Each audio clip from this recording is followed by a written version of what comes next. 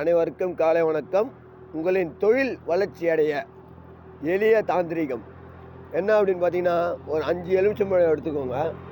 அதை துண்டு துண்டாக, அதாவது 2 துண்டாக வெட்டி அதில் மஞ்சள் குங்குமம், ஒன்றுத்தில் மஞ்சள் ஒன்றுத்தில் குங்குமம் வச்சு ஒரு டப்பாவில் போட்டு வச்சிடணும். இந்த டப்பாவில் போட்டுட்டு அது கூட வெண்கடுகு மிளகு 2த்தையும் சேர்த்துட்டு நல்லா டைட்டாக மூடிட்டு அந்த வியாபார ஸ்தலத்தில் ஒரு இடத்துல வச்சுருங்க. மறுநாள் காலையில் திங்கக்கிழமை அது ஒரு கருப்பு துணியில் எடுத்து இதை கொட்டி எடுத்துகிட்டு போயிட்டு ஒரு முடிச்சா போட்டு முச்சந்தியில் எரிக்க வேண்டும். இது எப்போ செய்யணும்னா, நீங்கள் ஞாயிற்றுக்கிழமையிலே செய்யணும். ஞாயிற்றுக்கிழமை நைட் பண்ணிவிட்டு திங்கக்கிழமை காலையில் எடுத்து கொளுத்தணும்.